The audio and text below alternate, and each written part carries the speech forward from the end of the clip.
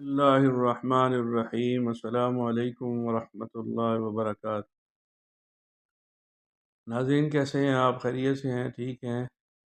آج ہم آپ کو سورہ فلق، جو قرآن کریم کی سیکنڈ لاسٹ صورت ہے، آخری دو جو صورتیں ہیں معوذتین جن کو کہا جاتا ہے، اس کی زکوٰۃ کے بارے میں بتائیں گے کہ کوئی شخص اگر عامل بننا چاہے اور اس کی زکوٰۃ ادا کر کے اس کے اعمال، اس کے فوائد اور اس کی برکات اور اس کے اثرات حاصل کرنا چاہے، کہ وہ پڑھے، دم کرے یا کسی بھی مقصد کے لیے اس سورہ مبارکہ کی تلاوت کرے، تو وہ اس کے فائدے حاصل کر سکے۔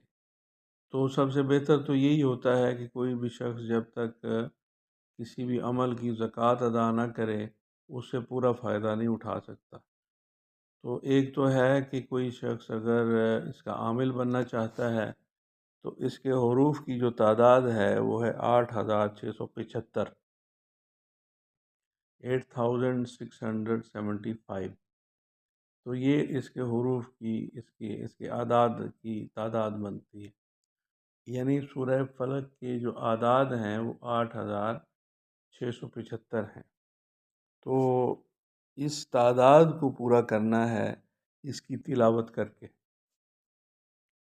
تو سورہ فلق ہے، وہ میں پڑھ کے آپ کے سامنے تلاوت کرتا ہوں۔ اعوذ باللہ السمیع العلیم من الشیطان الرجیم، بسم اللہ الرحمن الرحیم۔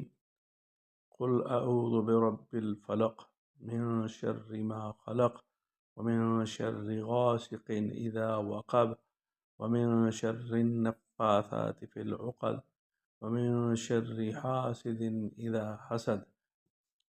تو یہ جو سورہ مبارکہ ہے حسد کے لیے اور ہر چیز سے پناہ کے لیے یہ بہترین کلام ہے۔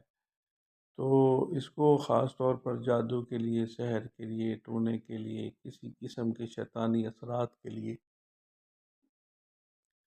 شیطانی اثرات سے بچاؤ کے لیے، کسی پر ہو گئے ہوں تو ان کو دور کرنے کے لیے، کسی پر نہیں ہے لیکن وہ حفاظت کے لیے، وہ احتیاط کے لیے، حفظ ما تقدم کے طور پر پڑھتا ہے، تو وہ اس کی 3 دفعہ صبح و شام پڑھ کر اور دونوں ہاتھوں پر پھونک مار کر اپنے جسم پر پھیر لے۔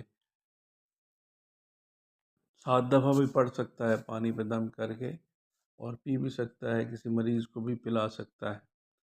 تو اس کی زکوٰۃ اگر آپ ادا کرنا چاہیں تو اب یہ آپ کی ہمت پر ہے کہ یہ تعداد آپ کتنے دنوں میں پوری کرتے ہیں اور کتنی دن تعداد میں روزانہ پڑھ سکتے ہیں۔ تو اگر کوئی شخص اس کو 40 دن میں ختم کرنا چاہے تو وہ اس کی تقریباً 215 کے آس پاس بنتے ہیں روزانہ۔ اس کے لیے سب سے بہتر یہ ہے کہ آپ جگہ اور وقت کا تعین کر لیں۔ عشاء کی نماز کے بعد ایک پاک صاف کمرہ ہو، جگہ ہو، مصلی ہو، اس پر خوشبو لگا لیں اپنے آپ کو بھی، اور اگر بتی بھی جلا لیں تو اگر اچھا ہے، اور اس سورہ مبارکہ کو بالآخر درود شریف 11 مرتبہ پڑھ لیں، اور جتنی تعداد سہولت میں، جتنے دنوں میں، اگر آپ اس کو اس سے بھی زیادہ دنوں میں بھی ختم کرنا چاہیں تو کوئی ایسا مسئلہ نہیں ہے۔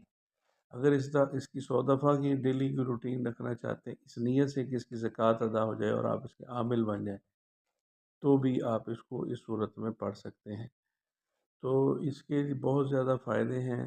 بہتر تو یہ ہے کہ انسان اس کی زکوٰۃ ادا کر لے۔ اس سے زکوٰۃ ادا کرنے کی نیت سے اس کا ایک تو یہ سادہ زکوٰۃ ہے، اس کے لیے وہ حصار والی یا کڑے والی اس طرح کی نہیں ہے، بالکل سادہ ہے، کیونکہ وہ دوسرے اعمال ہوتے ہیں جس کے لیے اجازت کی ضرورت ہوتی ہے، جس کے لیے نگرانی کی اوپر بہت سارے معاملات ہوتے ہیں، روحانی طریقوں سے ان کو دیکھنا پڑتا ہے، اس کا خیال کرنا پڑتا ہے، ورنہ پھر وہ اگر کوئی عام آدمی اس کو بغیر کسی اجازت کے یا بغیر کسی عامل کے، بغیر کسی استاد کے، جو اس کی اجازت کے یا اس کے پیچھے ہاتھ کے نگرانی کے بغیر پڑھے تو اس میں پھر نقصان کا ڈر ہوتا ہے۔ اگر پھر اس میں بھی نیت کا مسئلہ ہوتا ہے کہ اگر تو ویسے ہی عام نیت سے انسان پڑھتا ہے تو پھر کوئی ڈر نہیں ہوتا، لیکن اگر کوئی چلے والی نیت سے کرتا ہے، حصار وغیرہ لگاتا ہے، تو پھر اس میں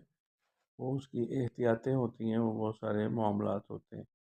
تو جو حضرات اس کے شوقین ہوں ان کے لیے اس طرح کی رہنمائی بھی کی جا سکتی ہے۔ تو لیکن یہ عام ایک عمل ہے، اس کو آپ پڑھیں اور اس کے فوائد اور اس کی برکات اور اس کے ثمرات حاصل کریں، اور ہمیں دعا میں یاد رکھیں۔ آپ ہمارا چینل سبسکرائب کر لیں، اس کو شیئر کر دیں، لائک کر دیں۔ السلام۔